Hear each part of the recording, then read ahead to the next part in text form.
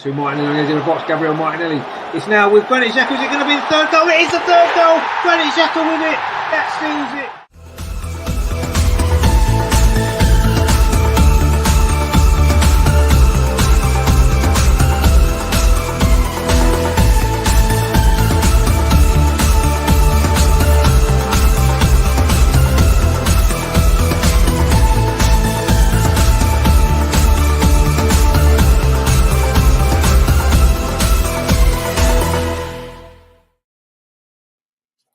Hello and welcome everybody to the Arsenal Social Extra on the Over and Over Again network. Now you might be wondering why there's just me. Well, look, today we're going to start the show off with just me. We've got a couple of things we're going to be going through, but don't worry, Adam's on his way. A couple of slight technical difficulties, but we're going to be looking at the great things that are going on at this moment in time. We're looking at the Everton game that's coming up. We're looking at the close of the window. We're looking at also all of the amazing things that are happening in the world of financial fair play. So I've got some statistics that we're going to be talking about in a sec. And we're also going to be looking at Everton, the Everton game coming up. And we're going to actually have some Everton fans on to talk to you. So just bear with us as we go through. And I think Adam's just come in. And Adam, welcome to the show, my friend. Nicely caught out. There we go. First of all, apologies for my tardiness. But I had something that I thought would be finished that went slightly later. So apologies for that. But I'm sure everyone's been in safe hands with Steve and his wine. Didn't have time for the wine, so I just had to grab a tinny from the fridge. Oh, mate, come on. How are we doing, mate? Good to see you. So just going through, listen, some really exciting things actually at the moment. There's some really interesting things that are going on. I wanted to have a little look at some of the financial fair play parts that are happening at the minute. And we've seen some record amounts of money being spent. We'll look at Chelsea, £600 million. Like. Yes. I mean, I've actually got a little thing to show in regards to this. So this is how it looks. January transfer window. This is Chelsea and the other top clubs in Europe. Yeah. This is in Europe. So obviously most of it is Premier League, but you've got Marseille down there in 8th. But Chelsea by far eclipsing. I mean, we're third with 60 million, but look at that. It's 363 million. This is euros, by the way. Over the January period, 600 million since Todd Bowley coming. It is just unbelievable. Well, there's just a couple of things that sit behind it, and that's amazing statistics that we look at it. There's a couple of things that I just find a little bit scary, if I'm honest with you. And obviously with the new are you aware of the new laws that are coming next year with the ratios that they're talking about? Yeah, well, they've had to bring it in, haven't they? They've kind of been forced to do it. I mean, to be fair, like one of the things though, like Chelsea obviously found the loophole since Todd Bowley come in. He obviously got his lawyers on side and found these loopholes around the length of contracts, dishing out 8 or 9 year contract or 8 year contracts, and being able to spread the base of the transfer fee over that time as well. But what I don't understand is why no one else has picked up on this until now. Like why no other club has kind of been utilising it like this until now. It's kind of thinking, in a way, it makes me sick, but in a way I'm thinking, you're clever. You found something now. We've had two things that happen, haven't we? So we've had COVID that's come in and has absolutely decimated most clubs. And we saw as part of that actually part of the COVID rulings were actually the allowed losses had changed from 30 to 60 million.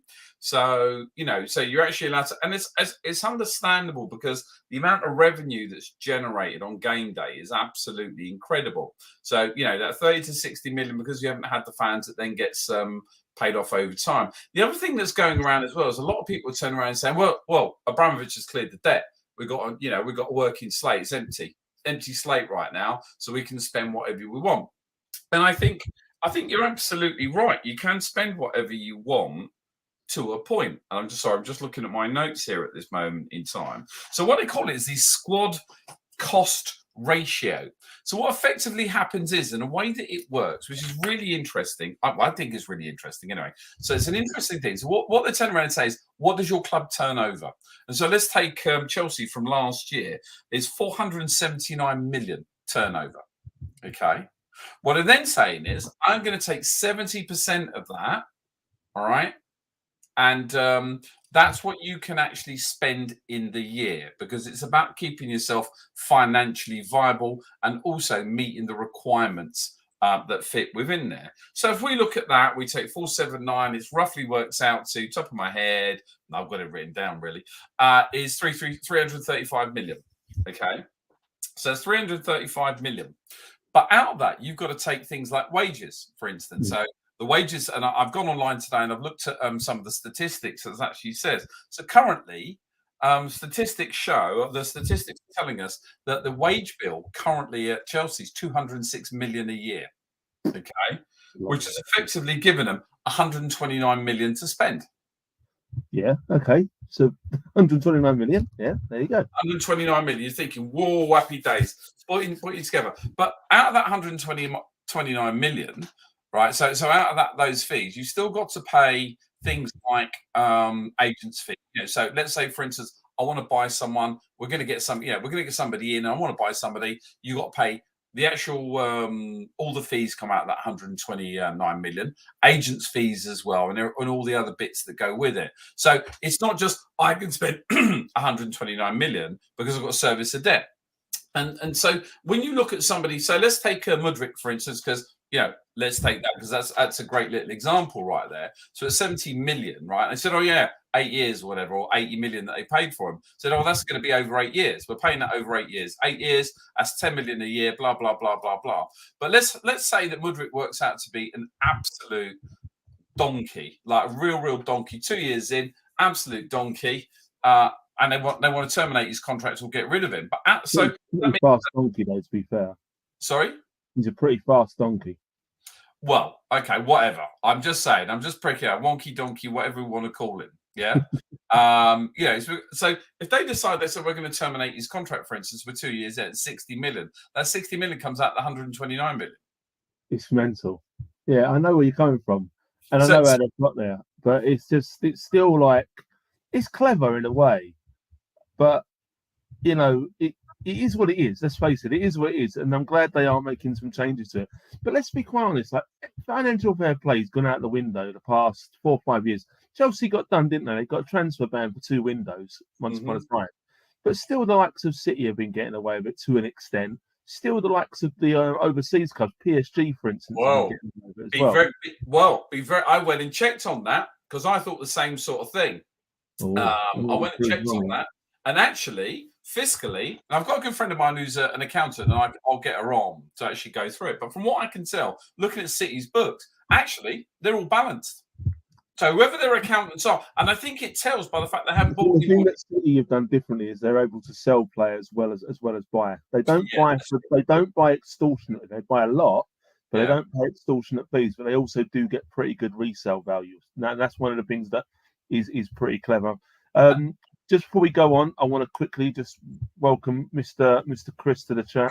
Chris the Blue. Chris, good to see you back again, brother. Good to see you back again, sir. How we doing, guys? You okay? We've also got a regular in the chat. Terry, how we doing, mate? Tezza, my man. Terry's a regular. Are we working tonight, Terry? You listen to us while you're fixing some pipes over there, or are you just chilling out tonight with a glass of wine and a beer? Do let us know.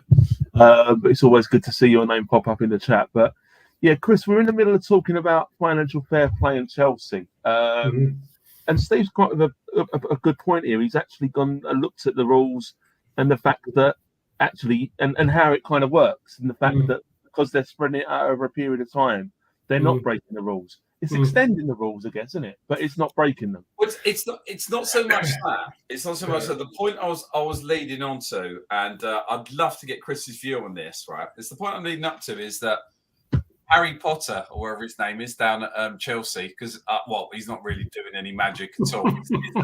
He's the reverse Harry Potter. What happens is they're kind of set. They're set in what they bought now because of the fact that they've got very little. And if you look at Fernandes, it's cost them 101.6 million, right, to actually buy them. So because they've only got, if we take that figure of whatever it is, they've got 129 operating pot that sits in there. If they ever get to a position where they've got a killer contract or whatever, they're absolutely nailed for that whole season. And even if they turn around and say, oh, well, it's 10 million, it's not really, and all that. Unfortunately, it's 70% of the turnover. That's what you get for everything. Okay. So that Tom, what's his name? Bowley. Todd Bowley has very, very, very much set all of his eggs in that one basket, which is, Mr. Potter down there. And I've got to sit there and think they've got the team. So there's a couple of things I'm going to say. I think we'll see coming in the summer. There'll be a fire sale going on at Chelsea. There has to be, though. I think Chelsea have obviously got a plan now. And I was chatting to a Chelsea friend that they're getting youngsters in. A lot of the players they've bought are young, and they're playing over the odds for them, but they are young. They're clearly going down that route, which is very common in American sports. Buy them young, get them for 3 or 4 years, sell them on kind of thing. So I do expect them to have a fire sale of their older players. I mean, who've taken advantage of one of them. But in the summer, I do think you're going to see a hell of an exodus of players. It has to be. It has to be to balance the books for a start. I mean, not just the transfer wise, but also the wage side of things. I mean, I saw a bit of Potter. Potter's been with the club 4 months now, hasn't he? With Chelsea, it feels like a lifetime, doesn't it? This is Potter when he started, by the way. So this is Graham Potter when he started. This was him 2 weeks ago. Like, a little bit closer there for Graham. Like, this is what in Chelsea does to you, but I have heard that he's, he does talk a good game, and we have got an exclusive shot here from his latest team talk this morning. That's it. Yeah, and that's just half the squad there, is it? Yeah. That's what the guys online. That's just the new signings. But it is crazy, let's be honest. It is absolutely mental what's going on. But they have played the window. They've played it to suit them. And I saw something online the other day saying that the Premier League were making moves to close down the loophole that Chelsea clearly exploited. But it'll be too late by then, won't it? Yeah. That's the problem now. They're bringing it in now after it's happened. It's like, after the horse has bolted kind of thing. Will it stop it happening later on? No, they'll just find another loophole around it. They'll just find something else to get around it. Exactly. Do you want to have a look at Arsenal's? Do you want to have a look at Arsenal's figures? Then? Go on then. Let's do it. Here's the best one. But I think the point is what we're saying is the die is now set. That team that they have right now, is their team. With Aubameyang in. And all those guys, Aubameyang's on an absolute fortune. So the Arsenal turnover, which surprised me actually, since we've got a bigger stadium and all that type of stuff, is last year was 443.5 million.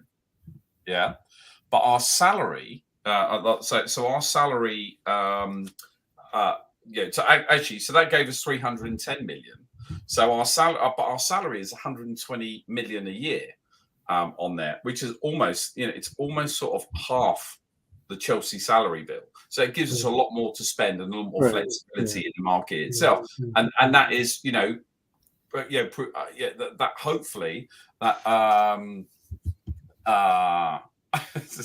so I've just seen one from Terry that was on fire the other day. No, Terry. What was it? I was actually drunk the other day, and I was actually giving it some large. So I hadn't eaten all day, and I drank a bottle of wine while I was on the show. But there we go. Anyway, so financial prudence actually says that. So from an Arsenal perspective, I'm actually all in for the way that we're doing our business and being able to walk away. So will we see? So the question is will we see the Declan Rices of this world turning up? I don't think we're going to see the big 100 million and 120 million purchases in the summertime. We're going to see a distinct lack of those and how that will affect us moving forward. It has gone crazy, not just in January, but even the window before. Like the last 2 windows have just upped and upped again. It's just gone mental. And I think you're right. There has to be a ceiling where things start to drop. And I think the problem is, and we've had this chat before, if one player goes for a certain amount, then the selling club automatically thinks, well, he's valued at that. It's like we chatted when we went to the Arsenal the other week. Anthony went for what? 80 million. Yeah, 80 and million. there's no wonder that Shakhtar wanted 100 million for Mudryk. Yeah. You know what I mean? When you compare them, and that's the problem when someone's willing to pay ridiculous money for one player and they're not that great, then it ups it and ups it again. And where's the ceiling for that? And you end up seeing extortionate prices for average players. Like Enzo Fernandez, like he looks good player, right? He looks a very good player. He looked good in the World Cup, but the Premier League's very, very different to the Portuguese league and very, very different to international football. And there's going to be that query about whether he's going to be suitable or not. But that's a hell of a risk to take. Yeah. Listen. Who's played 6 months. I remember World Cups of years ago. I remember famously our Liverpool neighbours bidding absolute obtuse money for Phil Babb. There's half a decent game for Ireland. After the 94 World Cup, wasn't it? Exactly. And what happened to him? Do you know what I mean? And it's the same in every World Cup. The same with every World Cup. You know, a player will shine and they do well.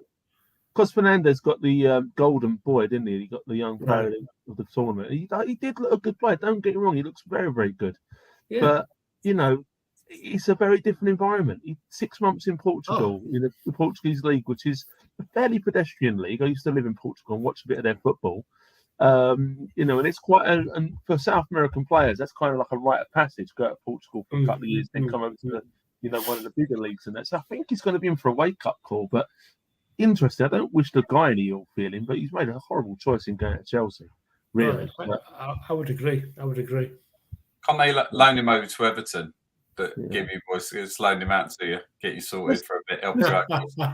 Just quickly before we move on to him, obviously Chris was on the show at the beginning of the season. I don't know if everyone who's watching remembers him. He has changed a bit, but just in case you're thinking I don't recognise this fella, I've got a picture of Chris from 6 months ago at the beginning of the season. Right? Here he is. And then this is what happened to Port 11 and 6 months later. Oh, nice. Yeah. That's it. But he's not alone. He's not alone. I found this earlier as well. Barry Better. Love it. Love it. I found that one as well. There is a slight twist though. There's another twist, a cunning twist all this. So what we're going to see is we're going to see financial constraints next season on all of our teams. But have you seen that the government have now turned around and said that they're going to bring a strong regulatory body into football now? You come across that? I've seen it, but I don't believe it. No. Okay. Well, here's the thing. Now, of course, I don't. Yeah, as we've seen the obscene money that Shell made. We've seen everything going up, all prices. We've generally seen corruption going all the way through this government that's been on there. Not political show, no, it's about football. But what they've turned around and said, and this is the most worrying thing for me, is the government have turned around and said they're going to bring a strong regulatory body in that's going to control the football across all of the leagues, right? Not non-league. They're not going to touch anybody in non-league, right? So yeah. Chris has heard all this before. So let's bring it in. So it will actually be the clubs. There will be a fee paid by the clubs to keep the regulator in prawn sandwiches and champagne. What they'll also do is they'll have the power to stop any club going off and actually being part of the any Super League or anything like that. But written in a tiny little print that I read, that I went through, and I'm not being illegal in any way whatsoever, but it said it had the capability to draw funds from the leagues. So that means the same way that I can put 25 million in an offshore bank account and forget to pay the tax on it, it also means that Rat Boy and his Tory mafia will be able to actually put his money in, will be able to take money out of football and put that straight into government. That to me is a very worrying state of affairs. If you have a regulator that has the capability to take, quote, some money, didn't say what it was, but some money, they can take every single football club in the league as a levy or whatever they decide to call it, means that we've got a new form of taxation that's going to be coming into our football league. Now, prove me wrong, ladies and gentlemen, prove me wrong, because I'm hoping that I'm in the wrong here. It's the same way they want us to pay and go and see a doctor, but I pay national insurance. Anyway, so we're going to see capping of the financial capabilities of our teams into the new year, and I think that's actually a good thing. I don't think it's a bad thing. It gives the smaller clubs within the league actually the opportunity to go head to head with us. I think from a Chelsea perspective, we're definitely going to see a fire sale that's happening there. Across there, it has to be. You can't sustain that level of wage, and with the new things that are going on. But the most frightening thing for me is actually governments now starting to have their hands via a regulator. That's the worrying thing for me, is the fact that the government regulator is trying to come in to stop. So, like, let's be honest, corruption in football, because they're corrupting the system. But then they're putting that kind of clause in. So who's corrupting who here? You know what I mean? It's like, it worries me that. It worries me that the government feels the need to get involved. I understand the reasoning behind it, but they're not getting involved for the greater good. Let's be honest. Yes. No, and it's too late. Yeah. It's too late. I mean, Manchester City have been abusing the system for years. They were the first one to find a loophole through FIFA Fair Play. Okay, well, let's get the Etihad Airlines to sponsor our stadium for XYZ billion. So by that sponsorship, they offset the debt that they owed overnight. Yeah, that's quite true there, Terry. I know that. Well, Terry, they all live in Chelsea, mate. So most of their constituency home in Chelsea, we pay for their electricity. I didn't say I said I wouldn't turn it to bill, but you're absolutely right, Chris. And what Man City have done, though, what they've done particularly, which Man United haven't, is they've got an amazing back. Their accountants are next level. They're genuinely next level in the way they handle it. So I didn't want to be negative. Like, I didn't want to be a negative thing, but I think it's an interesting way that we're going to start to see the Premiership that we are part of and that we love and we watch. Actually, the breaks are going to start to come in a little bit, and I think that's right. And if you look at like the Bundesliga, that's not a bad thing. That's not necessarily a bad thing, because it is getting control. You look at the Bundesliga, for instance. It's £12 to go in and actually watch a football game, rather than £85 as it is at the Emirates. But we still do it because we love our football club and we love we're fans. That's half the problem. The fact is, they know they'll get the money. They'll know people will pay for it, so they'll push it as much as they can. They'll push whatever they can to get as much as they can. But it does need to be some sort of regs in. I mean, I thought when they capped the away tickets at £30 a few years back, I thought that was a positive start. Absolutely. But it hasn't really made much effort, because the home tickets just go higher. It's like, it's just, you give with one and you take with the other. So they need some sort of capping. I mean, we could talk about the ticket system as well, about the whole, tickets on resale sites ridiculously being, there was one up there I saw today, the Brentford game, Arsenal next weekend, resale site, standard tickets, lower tier, £285 each. But people are paying it. People are paying it. And because we're successful at the moment, it's just ridiculous. You are pricing real fans out. One, the real fans can't get into the systems to get the tickets in the first place. And two, they can't really afford it anyway. It's ridiculous. And people are saying football is becoming a middle-class sport. And it is to an extent. It is, because of things like that. And that's one thing you really got to be careful, because that is going to drive fans down the leagues. And again, that's not necessarily a bad thing for the lower teams, because they will benefit from that. But it is going to become so corporate at that top level unless something's done. It will be beyond saving and beyond reproach, really. So, 100%. Yeah. So, talk us about your boys, Chris. We've been playing you at the weekend. I mean, I don't know where to start. I mean, I saw Sean Dyche the other day after his first day. He's not looking well. He's hitting that bottle hard, bless him. But I know it's obviously, I talk to you pretty much every day, Chris. I know it's tough, and I've got I've got a soft spot for your boys anyway. I think you're a very good club. You've got some great fans, and I just can't. It baffles me how you've ended up where you are. Really, how's things from your perspective? I think it's well documented. It's not that obviously we've had unsuccessful managers, but it's the board. The board have absolutely screwed it up from for years and years and years. Bill Kenwright somehow is still there. Mashiri, he's pouring money in like there's no tomorrow. But is it his, or was it Usmanov's money? What's going on? Do you think that was where it started to go wrong, though? Because Kenwright's been with you for many years, like you just said. Yeah. The unrest has only really been recently once you got the extra money in from Usmanov/Mashiri. Is that Right. where this began, like that in that instance? Or is it then, or was it when Ancelotti left? I mean, it's one of those two for me, from the outside in. I don't know. I think there's a lot of subplots going on, Adam. To be honest with you, because I mean, going back years and years, and you may not even remember the names, but we had an owner called Peter Johnson from Park Food Hampers, and Ken Wright was still on the board then.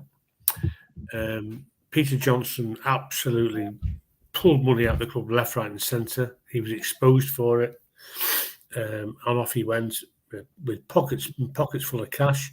And Ken Wright was still there. And then Mashiri's come in, obviously more recently, and he's got Ken Wright. He's got Graham Sharp, who obviously a very respected, a very loved ex-player. But why is he on the board? Yeah. What gives him that state of authority to be on the board? You think that was to appease fans, to try and get like one of their own kind of thing on the board? Who they think maybe, but it hasn't. You know what I mean? Because he's there in name only. What credentials has he got to be on the board of directors? Do you know what I mean? He's got no financial clout. He clearly hasn't got a word in the boardroom. So it's a token gesture for me. Because what Mashiri's put, so in the press, Mashiri's come out and said 500 million, you can buy Everton. Right, but that's the same Mashiri. You need 500 million to buy the club, plus the investment you're going to need in the staff and the playing. And the new stadium. The new stadium, which is looking amazing, by the way. Yeah.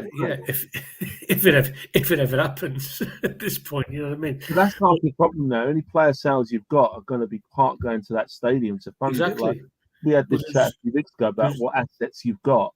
Gordon was one we mentioned. Pickford was another. Potentially Tamari, Grant, Calvert, Lewin, but obviously you've only got rid of one of those. And I think in the summer you probably will get rid of probably the other three, unless you're going to get some sort of input of money that's going to help you. Because the problem is, as you'll all know, as football people and football lovers. I mean, if God forbid Everton go down, your £40 million Calvert-Lewin all of a sudden is worth 20. Mm-hmm. I mean, everybody's expecting asking price will be halved at least. Do you know what I mean? To stay alive. Damari Gray is a really good selling asset because he only cost £1 million. So anything over £1 million is clear profit. Yeah. But it's just such a desperate state of affairs at the moment. I mean, they sold Anthony Gordon last week for £45 million.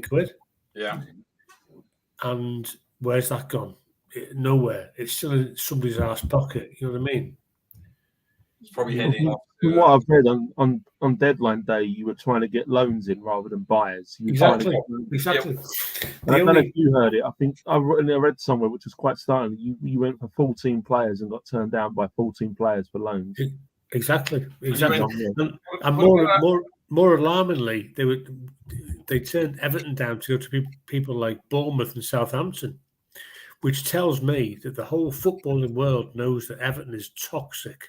Yeah, there's something radically wrong at Everton Football Club. That's why these players are not coming. I don't think even the wage matters anymore. They're just thinking, no, no, thanks, I'm not going. And what was all that being gazumped by Tottenham? Was it De Jumd or whatever his name is? This idiot, yeah. What's a snake? Completes medical. He actually filmed the media as well, and they've actually deleted that. Here's David Moyes is being considered as the new manager. Refuses to send negotiation now on his way to Tottenham. He has won the house of the transfer window. What an absolute snake!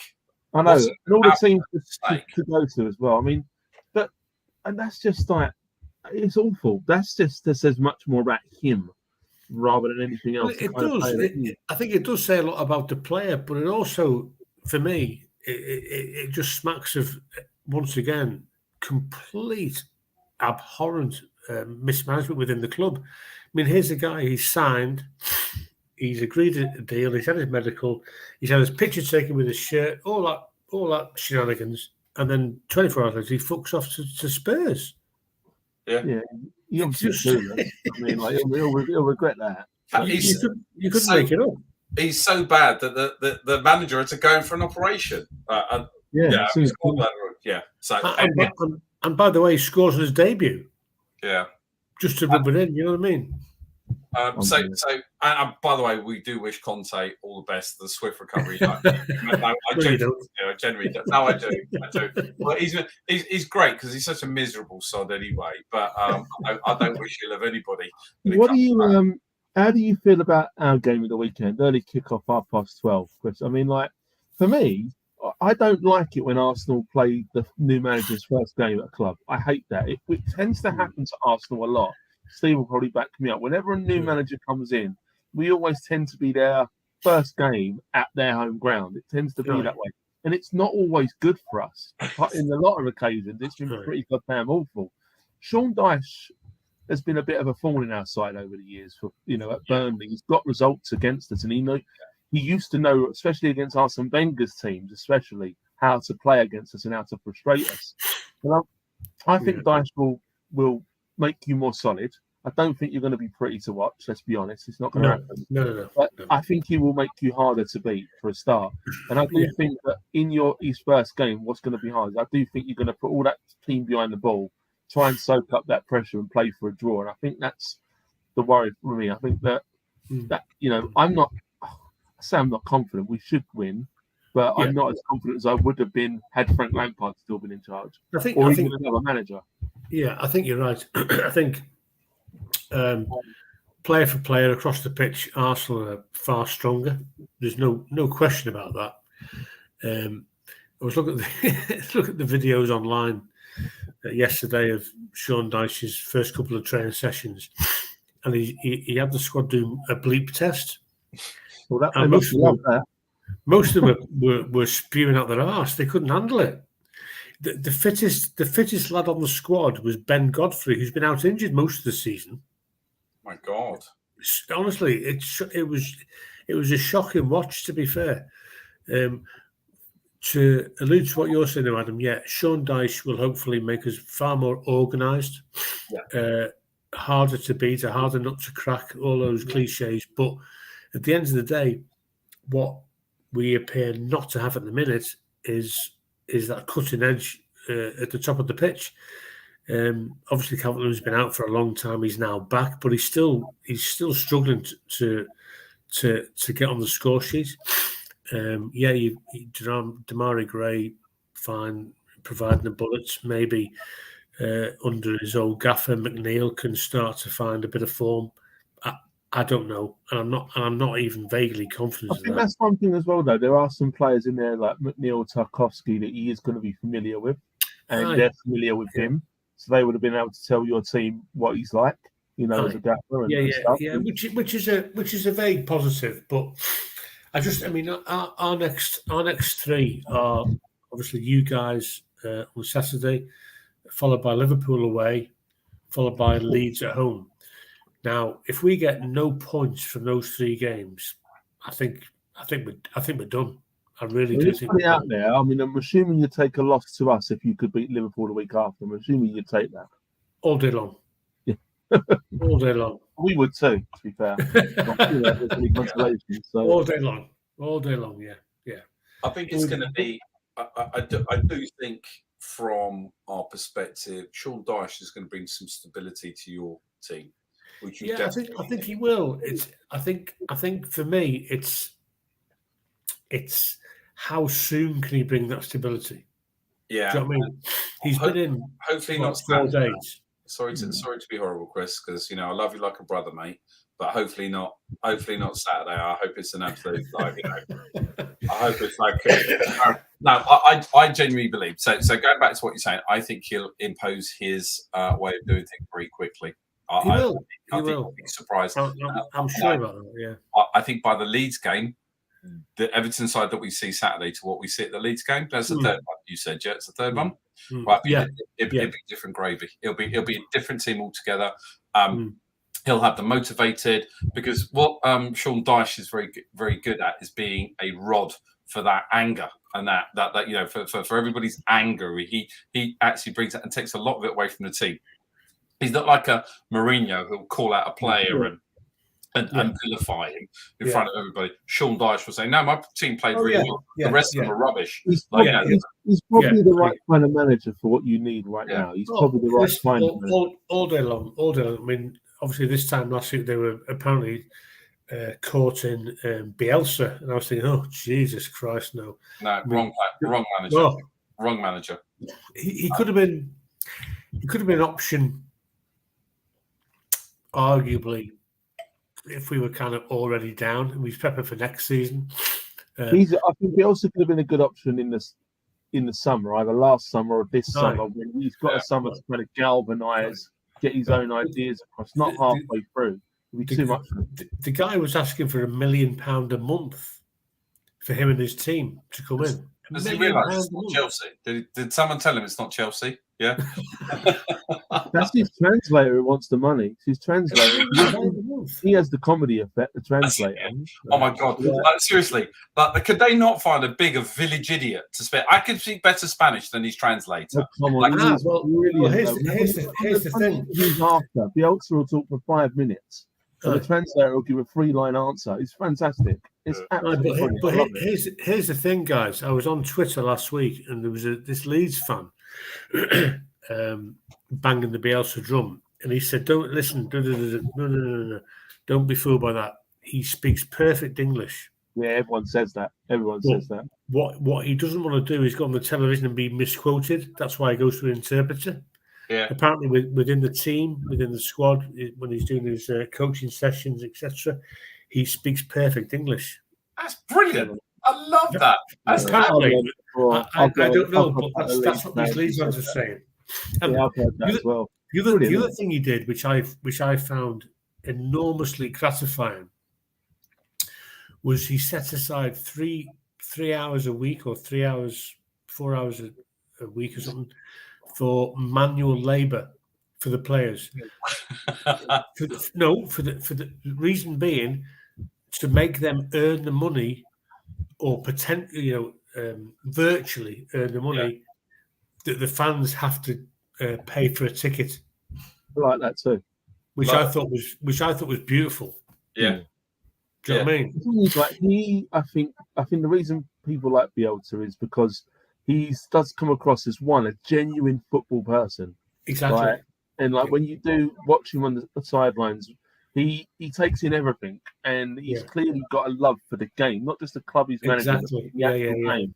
And I've always admired him. I mean, I remember him watching French football when he used to be manager of Marseille, and he used to be a bit loopy on the sideline back then, but he got your attention, and and he never kind of overstepped it. He was always in a respectful way. I always thought, I'm surprised he never got a really big job. He's always been that kind of middle to upper. He's always been successful with that middle kind of level teams. But agreed. Didn't he just take over the Mexican national team? Is that where he's going next? I've no idea, mate. I'm not seeing the World Cup, because Mexico obviously are hosting the next World Cup along with the US and Canada. They want a signature manager. That's right. Amazing. Give it a World Cup. Brilliant. So, but talking about going loopy on the sidelines, what's your opinions on Arteta's antics on the sidelines? I do too. He does nothing different to Klopp. He does nothing different to what Guardiola does, but he gets so much more stick and it gets so much more highlight. You ask any Arsenal fan, we love it. We do. Yeah, no. And listen, I'm all for passion on the sideline, but my point is, he seems to be picking up more yellow cards than half the Everton squad just for being a manager. And yet you see Jurgen Klopp almost assaulting linesmen and nothing gets said. No. I just, you know what it does. That's Jurgen Klopp for Liverpool. It's an interesting one, because first and foremost, Richard Keys has been on it, and what a vile individual that man is. Some of the stuff. So his tweet that he put out today. I'm not going to go into it and give him any airtime, but he's just a vile individual, right, in what he does. And he's made this his personal campaign about Arteta. Do you know what? all of this thing, all it does is actually bring us together more. The camaraderie. Yeah. I know Rich doesn't like it, so Rich has gone on about Arteta going in. But what I find is a camaraderie between the fans and the management and the team, and I'm sure that's why he does it. I think that's the whole reason why it does it. Arteta's big thing when he come in was about making the fans more connected with the team. Yeah, exactly. That was one of his biggest things to do, and that's he's doing. He's achieved that, surely. Massively. One of my biggest complaints of Wenger, and I love El Professor to bits, but one of my biggest complaints was he never showed any emotion. He just used to sit there and you get the odd bottle of water thrown around, but he never showed. But that was our angst against Marco Silva. Yeah, he used to sit in the dugout, accept defeat, and the camera would pan to him, he'd be like that. Tell you what, he's an half change now. Silver, he's doing stuff at Fulham, and he's a lot more animated now. He's doing well, isn't he? Fair play. But you see Arteta, he kicks every ball. He he goes with it. Yeah. And he's talking to Odegaard all the time. He's talking to the players. He's moving them on. Yeah, and he's doing what he's doing. The whole thing that kind of goes on, and Conte makes this big thing about it. But he's just as bad. He's just as miserable. You know. But I just like to see the passion. I like to see the drive. I see the interaction with the players and the fans. And continue on. Get red cards, even better, because we'll boo the referee even more. I don't really care. I think the thing that we've noticed this year, Chris, as Arsenal fans, is the media are properly against us. Whatever point they can do to actually have a proper Arsenal, they are. Now, there was something actually in the news a couple of weeks ago. Do you remember Anthony Stokes, who was at Arsenal as a lad? I mean, you might remember. Yeah, vaguely. Played for Sunderland, played for Celtic. Well, Stokes at Celtic. Yeah, I remember that. Yeah, Anthony Stokes, like Gibson setter. So he got found with 4 grams worth of cocaine in his car, right? The headlines in Scotland's read ex-Arsenal star found with cocaine. No one how many games Anthony Stokes played for Arsenal first team. Yeah. 0. Well, do you know what? He played over 150 games for Celtic. That's Yet the the same. Scottish papers have said ex-Arsenal star who played no games. Mate, that's the same with anybody that's even half kicked the ball for Everton, no matter where they are. If they're involved in a scandal, it'll be ex-Everton player. Yeah, it's like fuck off. Again, Jesus, this kind of stuff that galvanises us as a supporters group, galvanises us and think, "Oh, fuck you." And the thing I mentioned about the Arteta against Man United, it was against Man United when Arteta got yellow carded, wasn't it? For being outside of his box. There's footage from that game of Ten Hag being 10, 15 yards outside of his box multiple times, and the ref seeing it, literally looking in his eyes like doing nothing. The fourth official doing nothing. Arteta gets out there once, yellow card. Adam, what was the reaction? What was it? I mean, you were there. What was the reaction? Like, we went absolutely. I was at the Man United game. Me and Steve were sitting next to each other, and we did. It does galvanise you, like, because you get behind him. You get behind the manager. You do. Right. It's like, but it's that sort of reoccurring thing about it's one rule for one and one rule for another, isn't it? Yeah. I mean, what was it 2 years ago now, and we played Liverpool in the derby, and Jurgen Klopp ran on the pitch to celebrate his play. It's like, well, hold on a minute. You know, entering the field of players, you can't do that.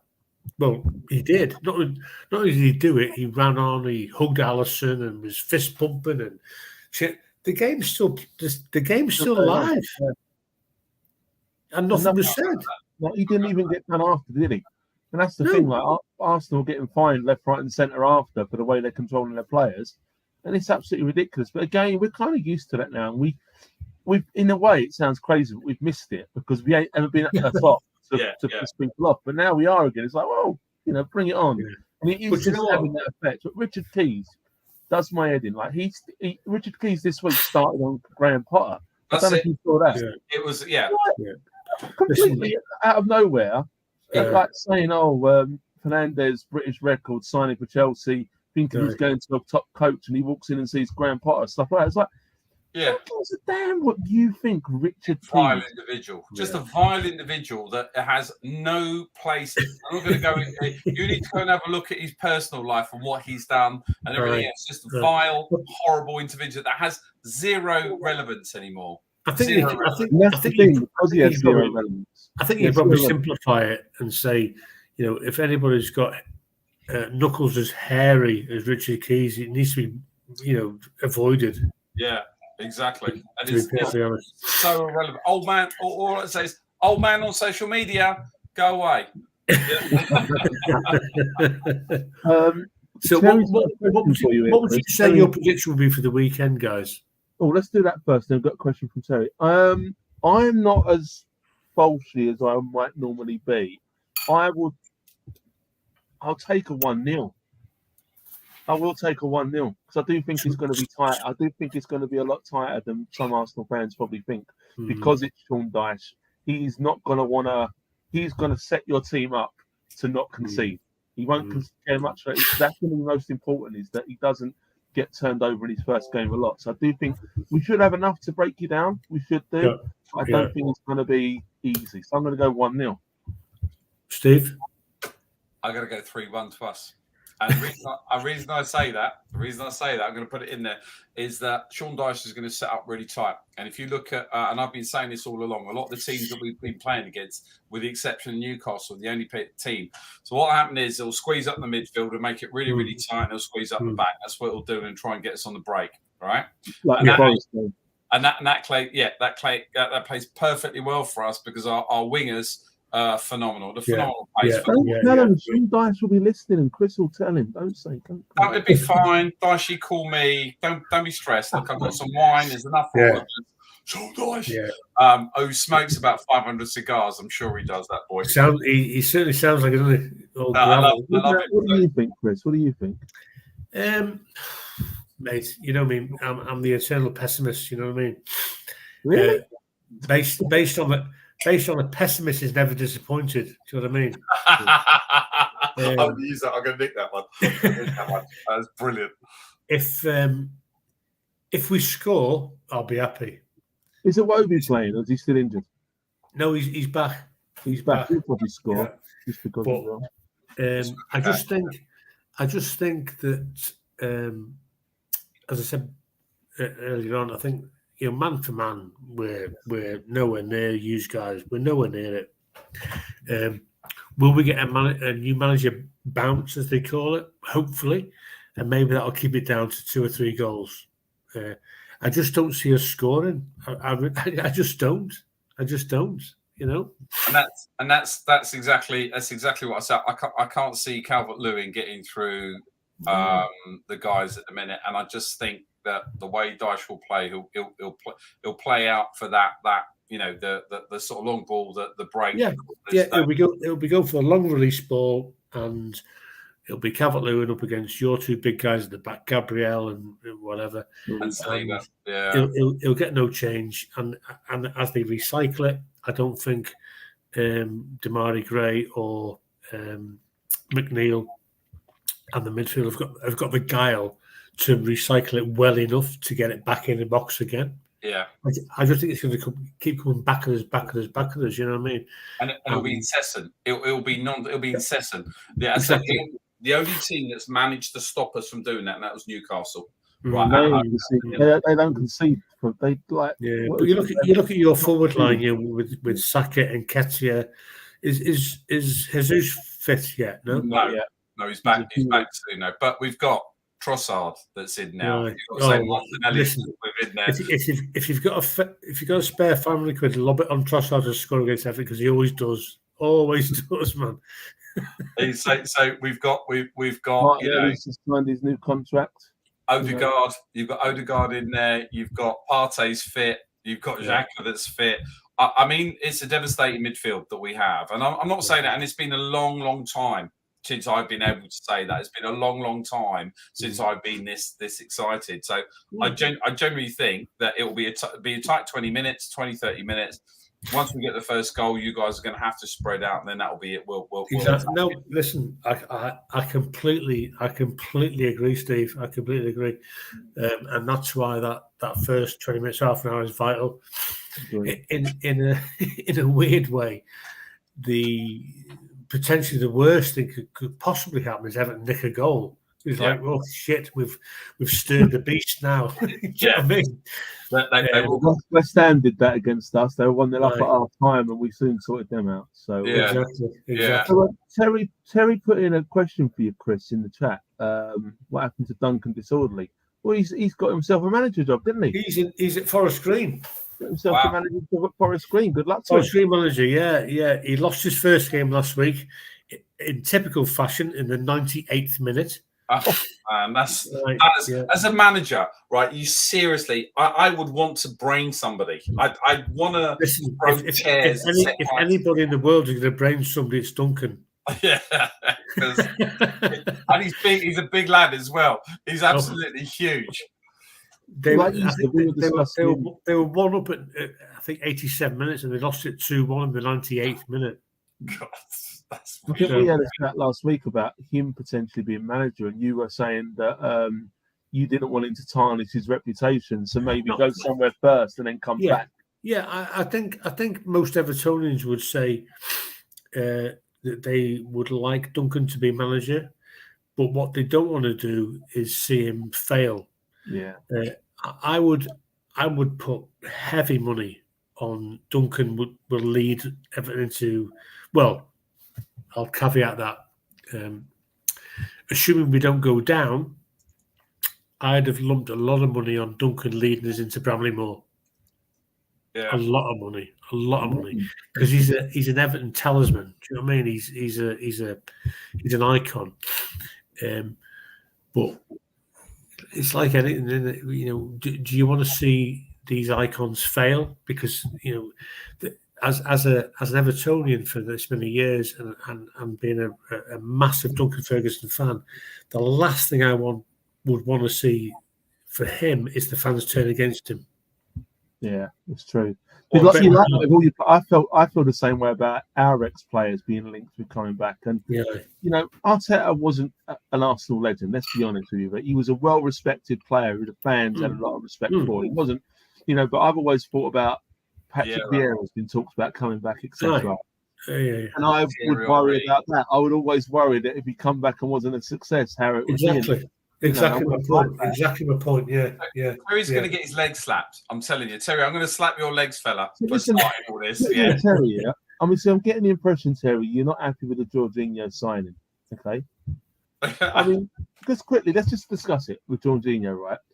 I mean, we had a chat in the week, Chris, about Steve, about this. I mean, I think we're both in the same view. I'm quite happy with it. Like the way I see it, the three things to look at is like beginning of January. We obviously had targets. Okay, we obviously had things that we would have liked. Okay, but beginning of January to where we are now, we're top of the league. We're 5 points clear. We've got a game in hand. Is our squad stronger than what it was at the beginning of January? 100%. 100%. Chris has had enough. That's it. Chris is off. Yeah. He's had enough. We're talking about transfers. That's why. About transfers. It's like just wait for the piss. But for me, for my point, it's like, yes, for me, it's not even a question. We've strengthened our squad from what it was. Our bench is a lot stronger for the 3 players we've signed, and that was the whole point, adding strength in depth for that run-in, for that Europa. And would we like Caicedo? 100%. He's an amazing player. Yeah. But I think Jorginho could actually be a real steal for us. And the fact that he is a winner, and he's a Premier League experienced player. He's played over 140 games in the Premier League. He's won the Euros. He's won the Champions League. Name it, he's been there. I think for our younger squad as well, going into the back end of the season, and by all accounts, he's supposed to be a very nice guy and a very good around the place as well. I'm all for it. I'm absolutely all for it. But while we're on the subject of Jorginho, Steve, I did see that it's a real funny that as soon as Jorginho signed for Arsenal, he popped up on Facebook. You're kidding me. Literally, as soon as. What happened there? As soon as it happened, it popped on Facebook. But I can tell that people are getting lazy now with the Facebook because they posted this today. First training with the Gunners. How's that picture look to you? So a little bit Photoshop. Let me go a little bit closer for you. Yeah, little bit of photoshopped on that one. They're getting so lazy now. They're getting so lazy now. Little And bit then, of like, Photoshop right I there. think for the first time, people have seen through it, and it's actually Martinelli. People have been posting the real picture. But what's done them wrong as well is there's a fake Martinelli page who's posted the picture of him in that picture, and the fake Martinelli page has liked this one. It's a double fake. How's that one? I don't even get this. I don't even get it. It's absolutely bizarre. But tell me what you think about Jorginho. So there's a couple of things that are in there. So what have we done? So and again, I'm going to go back to what I said earlier in the week. Right, we are top of the league. We are top of the league. There's a song right there. We're a game in hand, right? This is a guy that has, and statistically for the games that he's played, I know it hasn't been many for Chelsea, but I think he's played 3 or 4 games. Statistically, he's better than Partey. He's made 18 appearances in the Premier League this year. Has it started? No, not started. 18 appearances. So there was only a handful that he started, and when the games that he started, he's. I mean, in every department, his statistics are better than Partey. I sent you that thing the other day So Pep Guardiola turned around and said the Premiership is better with Jorginho in it, right? So this is not a Jorginho that came from that was great at the World Cup and came through and was a total nightmare. So what do I feel? I feel if this guy is good enough to help us win the Premier League, right, this season, and or win the Europa League, then I'm all for it. And it wasn't, I know it was a lot of money. Like, don't get me wrong, if I had 20 or 12 million or whatever we paid for him, if I had that money myself, mate, I'd be on a boat calling you from, Saint-Tropez, somewhere or the other. But my view is we've got a very talented individual. Everybody's turning around and saying, it's a Chelsea reject. But they said the same about Zinchenko. They said the same about Gabriel Jesus. And yes, he's an older player, but so is Xhaka and so is Partey. Yeah? And there's a lot of teams in the Premiership that will take those two as a. Well, the thing is, we've got an 18-month contract with an option of another year. It's not like we tied him in for 4 or 5 years. You know what I mean? Like, it's the right kind of deal for the right kind of time. That's the way I see it. The right deal for the right time. He's not a future. He's there for the now. And he makes our squad stronger. And I feel a lot safer with him coming off the bench than Lokonga. Lokonga's, I think, has now gone off. He's going to get his game time. He needs that. I really hope that he gets the game time, Lokonga, and he can come back and be a player. Absolutely wish Sambi all the best. And I think he's one of the best midfielders to ever grace the Premiership right there as his tutor and mentor. But going back to it, there was a stat I saw about the Polish guy that we've just bought. He's now our fastest player over sprint yards. Quicker than Walcott. It's quicker than Walcott. Quicker than Bellerin. He's done the record, didn't he? Yeah. So quicker than Walcott, quicker than Bellerin. So have we bought? Well, I absolutely think we have. He can't be quicker than Gordon getting out of Everton. But mate, there was money involved with that one. So listen, this is back now. We've got to stop talking about transfers. Actually, just before we do stuff about transfers, there was another interesting one I saw today. Did you see that Jordan Ayew turned down Everton, by the way, to sign for Forest? Stop it. Sorry to bring it up, but that makes Forest 30th signing this season. 30. We talked about Chelsea in January, but that's 30. 30. That's nearly 3 teams. Exactly. I mean, it is ridiculous, but they're actually getting better. They're doing all right now. They've been improving lately. I mean, they have had to get rid of a couple of players they signed in the summer already. They've loaned out a couple already because it hasn't worked. But it is just unreal. But it just goes back to what I was saying before, Adam.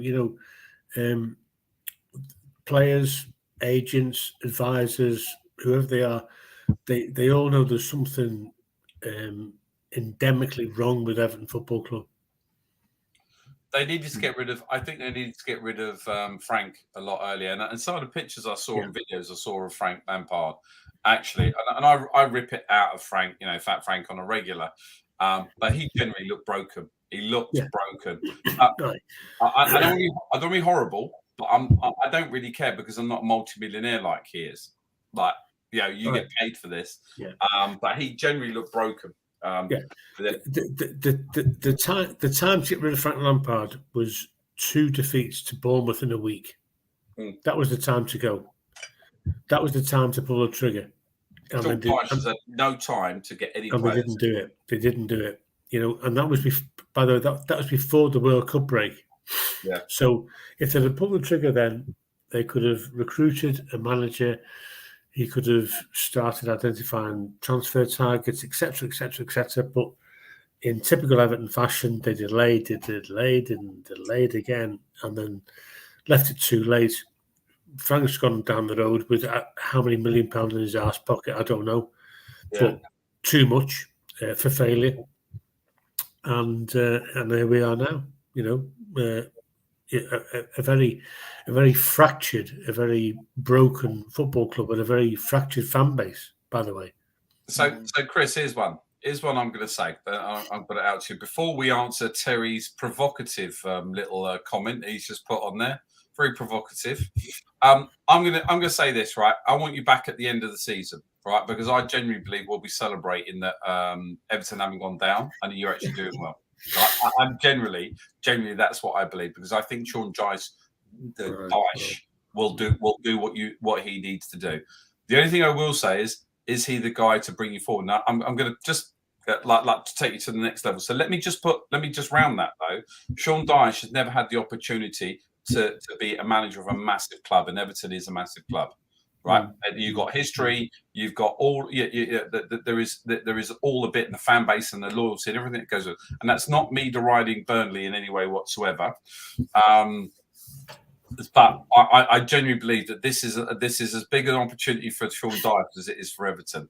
So I honestly think that everything is stacked in the right way for Everton to actually become another powerhouse, and it won't be straight away. It will be like we've done. Look, we've gone through the Emery era, we've gone through the beginnings of Arteta, we've gone through all of that, the decline of bloody Wenger. So as we've gone through, so we've felt the pain, but I genuinely believe that Sean Dyche will turn it around. I do, and I think at the end of the season we'll be having a little bit of a party on the Xtra show. I'll be drinking. I'll tell you what, we'll be drinking. I'll buy you a bottle of champagne. We'll all be drinking champagne at the end of it, celebrating us winning the league. Celebrating Everton beating Chelsea, get above Chelsea towards the end of it. See them go bankrupt next year. And all that would be one hell of a double. Yeah, Chelsea would be in League 2 by then, so they would have been knocked down. And Chelsea not even getting into any of the Europa league things or whatever that. Competition. The competition that actually threw Tottenham out of it. Not that bad. Yeah, not that bad. But hang on a sec. I think Terry's got a bit of a cheeky little comment there. Little cheeky comment he's just put in there. The Pep comment, this one. Yeah, go on. Pep would say that City are chasing us and we've done City a massive favour. We're 6 years late in buying him. No, we're not, mate. We only need him for 6 months. Like, even less than that. We need it for half a season. That's all we need. Right? That's all we need. Terry, behave yourself. Behave yourself. Terry likes to be a bit controversial from now. I mean, provocative. Let's just be happy that Loki's not in the chat tonight. Otherwise, we could be here for a long time. Couldn't handle it if Loki was. And if you are catching up, Loki, we miss you. Come back soon. We've been going an hour, boys, and I want to talk about some lighter stuff and share some of the lighter stuff that we've gone over. Please. First of all, I want to share Specsavers, by the way. You know I love a bit of Specsavers, and I love some. Obviously, the three of us. The three of us are great adverts for Specsavers right now. Specsavers, will you sponsor our podcast? Come on. We should do. We give them enough airtime. This tweet was a couple of weeks ago, just after Chelsea had gazumped us on Modric, but it still made me laugh. Heard Arsenal plan to buy 6 million lens cloths from us, just FYI. And I like the West Ham Xtra comment below. We'll buy them, but only for 72 monthly instalments. I love Specsavers. They come out with some great stuff. Now, I was trawling through Facebook once more, and this might surprise you, Chris, anyway. When I come across, and obviously we've not had a show since then, Steve, so we come across the Dallas Arsenal supporters group picture, okay? And here it is, there, having a great time. This is in the North London derby. We zoom in a little bit. And then we zoom in a little bit more. Who's I don't know this what you're fella? talking about. I don't know what you're talking about. Who's this fella? Who's this fella here looking absolutely miserable for once? That's not the man I know. All I want to say, Steve was over in Dallas and watching North London Derby with the Dallas Gooners. He's told me how it was, but I want you to tell Chris and everyone else your experience over there. I've got to say, my absolute love to the Dallas Gooners. Those boys, seriously. So we actually went out for an evening meal with them. So they invite us out, and they have this thing where before every North London derby, and I love it. They have lasagna. Oh, that's brilliant. They have lasagna before every North London derby. They're not big lovers of Harry Kane, nor are they lovers of his parents and some of the conversations and songs that they have.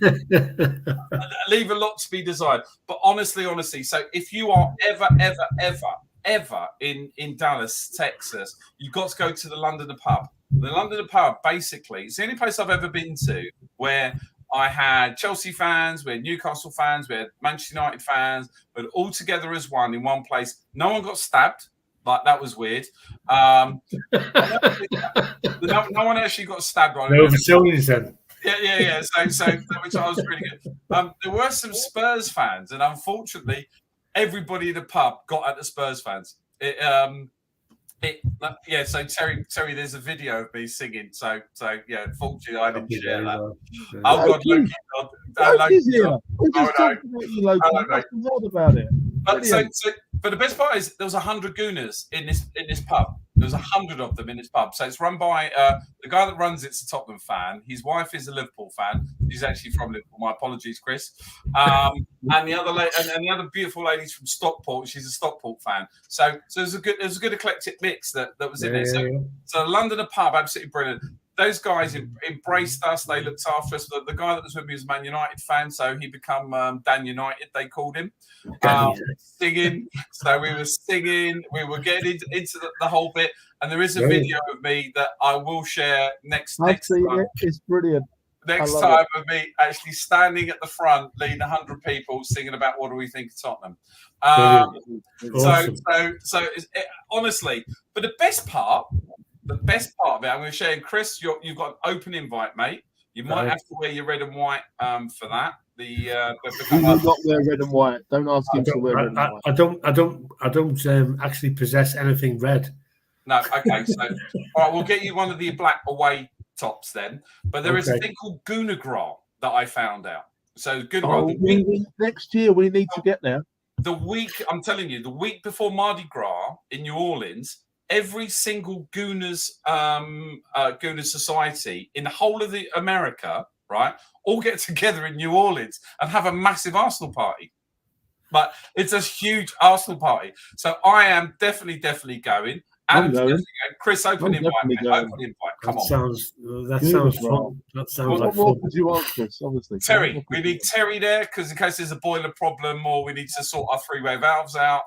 I was just going to say again, evening Loki. He's in the chat. I don't know if he's always been in the chat when I said hello, but it's always good to see that name pop up. Yeah, it's always good banter. So Gooner Gras in New Orleans next year. We're going to come live from over and over again podcast from Gooner Gras.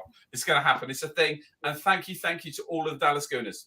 Thank you so much for all the love that you gave and all the help. And they do watch our own podcast, by the way. I love it. Brilliant. I can't wait. And I'm going to the States next month. Oh, actually, quick shout out. I'm going to Miami next month. And I'm trying to track down the Arsenal Miami, if there is an Arsenal Miami club or whatever. So if anyone can help me put in touch with any Arsenal in Miami, tell me where to go and watch the game. I'm going to be there whilst we play Fulham away. So if anyone can put me in touch with anyone, please let me know. Or any of Steve's mates in Dallas know anyone in Miami, please let me know. That'd be great.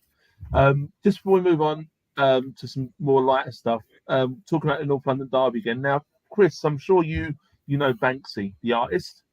You know Banksy? Yeah. I know you don't know him. Because I don't know him.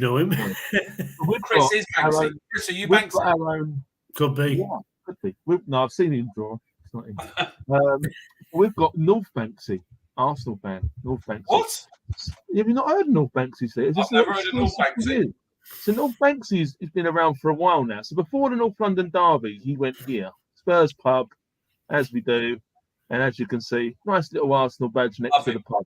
Love it. North Banksy. That was on the day of North London. North Banksy, brilliant. But what was even more special was, you know what happened in the North London Derby with the idiot who jumped over and kicked Ramsdale? I'm sure you saw that bloke. Yeah. So that bloke actually manages a pub. That's it. That's correct. In Hackney. So what does North Banksy do? He tracks him down. He tracks down the guy's pub. Now, I don't know if you can see in the left-hand corner down here. Oh, no. I can see it here. North Banksy then ended up just putting a bit of Ramsdale on the pub. I love it. There you go. That's on the side of the bloke's pub, what pub he manages. A little bit of Aaron Ramsdale on there for you, literally just before he got kicked in the back by the same twat. So there we go. I absolutely love that, and I follow North Banksy. He puts some great stuff. Is that a fact? That's this fella's pub, is it? That's the fella's pub. Yeah, that's the fella's pub. Yeah, that's the fella's pub. It got posted. You should have seen. It's all. I think it's been removed now, but you should have seen some of the reviews on Google reviews the day after. It was along the line of only served bitter. I was having a great night, and all of a sudden got kicked in the back. They had this cabinet, but it was empty. It was along the lines of that. It was some real good stuff in there. So, like, a lot of it did get removed actually. In the end. But there you can go. We're all for a bit of passion. Like, we're all for a bit of passion. We're all for a bit of love. We're all for, like, whatever it is, in the rivalry and the tribalness, the whole lot. But honestly, when it comes to physical violence between each other, we don't like that. We don't like that. Grow up. Grow up and get a life. I also want to take you boys to a place I'd never thought I'd take you. I'm going to take you to... You're taking us to Goonagrat. Oh, Adam, you're so amazing. Not physically taking you there, but I'm going to pretend that. I'm going to show you some pictures from the Georgian 5th tier of football. Now, you're probably thinking, I don't even know if Georgia had a 5th tier of football. I do. Bet on it weekly. Stadium of FC, and I'm sorry if there's any of the fans watching this, because you probably are, obviously. FC Cavarelli de Rugi. Okay, this is their stadium from the top. This is their FC Cavarelli de Rugi in the Georgian 5th tier. Fabulous. Now, this is their ground in a 5th century castle. I don't know if you can see this. They play their football in a castle. Turrets on the corners here, trees all around, and there's a picture from inside. It's going to take up the whole screen, but it's a great photo. This is our second team. This is now our second team. That's it. Look at the stand up there. Look at that. It's fantastic. What a view they've got up there. Yeah. It's a 5th century castle in Georgia that this team get to play as their home ground. I've just come across that, and I've started following them. They don't post a lot. Yeah. Message to him. Say we'd like to come over and run our podcast from there. Chris is coming. We're taking Loki. Terry's coming. It looks lovely. I mean, they know to build a wall, don't they? Yeah. Exactly.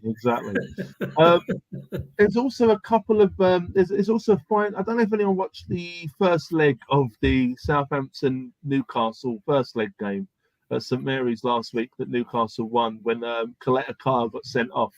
I love a bit of poop housery, as you know. Yeah, I love a bit of poop housery. We do like that. And I saw no one see Murphy when he got sent off, give him a little wave. I just love that. He got sent off, and Murphy just gave him a little bit like that as he was going away. Coletta Carr did not. You could tell he wanted to smack him one. Yeah. He can't exactly do that. So I love a bit of poop housery. So I thought that was quite a nice little one. And I've not really got a what's hot and what's not this week, but what's hot I found was Brackley. Again, not a club we talk about a lot on this podcast. Hang on. Brackley, that's the home of Harley Davidson. I ain't got a clue if that's true or not. Brackley, Northamptonshire, yeah? Yeah, but I'm surely Harvard they're not American. Is that? That's Harley Davidson UK is based out of Brackley. That's where their motorcycles are built. They ship them over from Milwaukee and they build them in Brackley, mate. I did not know that. Just quickly before I move on to Brackley, Loki's been there. I've been to 6-1 win and a 6-1 loss. I remember both of those. I remember feeling win. Like even Chris is feeling win at the moment, mate. So that castle does look nice. I completely agree, and I think we should go on a bit of a beer run over to Georgia. Why not? So we've got next year we've got Georgian 5th year, and we've got Was it Gunagraph. Gunagraph. We'll tie those in. But anyway, Brackley fans done a trip to Scarborough. Brackley fans at Scarborough last night. 400-mile, 8-hour round trip. 9 of them turned up. I love it though. Love those guys. That's focus. That's someone that's got marital problems and a minibus. Yeah. You know, I love stuff like that. I do follow fans who travel. I love watching how they travel on, you know, I still think the Sheffield Wednesday fans who've got a keg of beer on the train was one of my favourites I've come across this year, but I had to share that. And the last thing I'm going to share tonight is not football related. Okay, it's not football related at all. We're not going to talk about the French connection. Arsenal. I'm sick of it. I wanted to keep it quite positive tonight. Since we've been on air, we've released the calligraphy set, the jacket set, and the French set. And this is no word of a lie. 3 weeks since we've had a show, just for North London Derby. Calligraphy, that awful pink thing that they wore at the game when I said I don't like that. Yeah. And then the jackets, just because they could, it was cold when it was like -degrees. The French stuff looks all right, to be quite honest with you. No, it doesn't. Why do I need 9 kits to go to watch my football team? It's about the best they've had this season, but it's still the 18th, and it is the 18th range they've released since the start of the season. I counted them up. I'm sad. 18 ranges. I'm sick of mentioning it. Just let's say from now on, what's not will always be Arsenal and whatever kit they've released now. Apparel. Arsenal apparel. Yeah. Apparel, yeah, ridiculous. But anyway, I wanted to share with you an advert I saw for an insurance company, which is called Dead Happy. It's an insurance company called Dead Happy in Leicester. Legitimate name. And they are actually famous, and I've come across them before for their adverts. And I come across this one. It's not football related, but it was too funny not to share. And it might, if someone's sensitive out there, I do apologise. Oh my God. Oh, wow. Wow. And again, I apologise if I upset anyone, but it just got me. Like that's a genuine advert.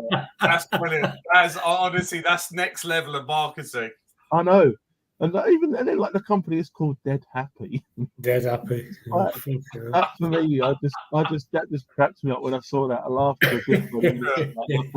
I know it's not football, but it was too good not to share. Really. So Dead Happy in Leicester. Yeah, you never know who your doctor's going to be. So yeah, get your life insurance sorted. So yeah, that's pretty much what we've got here. Let's just catch up on the chat. Loki's been back in. I've not even read this first. I should always read Loki's ones before I post them. Yeah, we're talking about motorbikes because obviously Harley Davidson are built. So apparently Loki's a Kawasaki man. He's Kawasaki. So he's a Kawasaki man, although he had a Yamaha. Don't really get how he's a Kawasaki man if he had a Yamaha, but hey, Loki, come. If anyone's interested in the chat about bikes, we'll catch you up on this one. And then he's also pitched in here. I bought Fred West house insurance. Yeah. Wow. Patios by Fred West. Anyway, I think I shared with you a Fred West tweet earlier, both of you actually. You did. And very, very funny it was too, pal. I know. I thought, I was going to put that one in tonight. And I thought, one serial killer's enough for the night. How far can we actually go with it? Anyway, I think we've come to the end. I just want to say thanks for Chris for coming on. I know it's the second time on. I don't need an excuse to get you on, but obviously we're playing your boys at the weekend, but you can come back any time. Always welcome. I think again I'll go back to it, Chris. Ultimately Saturday we're enemies. After that, want to see you guys do well. I genuinely do. I genuinely mean it. I'd hesitate that they were enemies, rivals, maybe. Yes, yeah. But yeah, the way I always talk to Chris is, me and Chris have always bonded over our mutual hatred for Liverpool. Right. So that's the way I always put it. And I wouldn't even go as far as to say enemies. I think that's too strong. I want us to win, obviously, but I do hope Everton stay up. I genuinely do. Yeah, we all do. We will be having that champagne at the end of the season. I promise you, mate. That'll be on me. We'll see. Terry, I need my boiler fixing, mate. I need some work doing on it, and I'm pleased we kept you late. I'm pleased, and to everybody that actually listens and takes their time out of their day to listen to us, I thank you so much for that. It was really, really, really good. sometimes I do think you need to reassess your lives a little bit, but at the same time, I do really appreciate it. Well, don't just reassess your lives. Come on. Siri, come on, Loki, come on. We've been trying to get Terry and Loki on all season. I think that, do us a deal now. Terry, Loki, if we win the league, promise to come on. Can you commit to that now if you're in the chat? Just drop us a little yes. That would be amazing. Or at least meet us for a drink in the pub before a game. Or after the game. Absolutely. Fair middle ground there. Yeah. No stress. But look, listen, at the end of the day, financial fair play is coming in next season for us. Right, and that's gonna set, I think, a very even playing field for us. We've got the worrying input from the government that's coming along. We've got I think we've had a very, very good transfer window in January. We've spent a lot of money. We've got some good players. I think it's going to be enough to help us succeed in either competition, either if it's Premier League, and I hope we win that, and also Europa League. Sorry, Chris, but as I say. I'm hoping that we win because we need the points. But I know you guys are going to do well. You've got a good manager that's going to help you out. We'll see.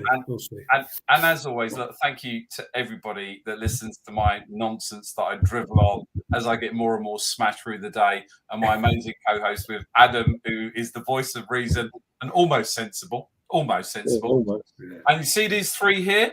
See the three here right now on it? We're going to Gunagra next year. Oh, man. We've got to do that. I need to hear first. The lads at Gunagra. Do they still give out at Gunagra? Do they still give out the little things? Yeah. It's all that. It's full Mardi Gras, but it's the week before. So everybody's... this is them committing. Look, Loki, I will, but need to get just use your phone. Loki, just use your phone, mate. It's perfectly fine. Get yourself earphones. Use your phone. Oh, Terry, come on. Job done.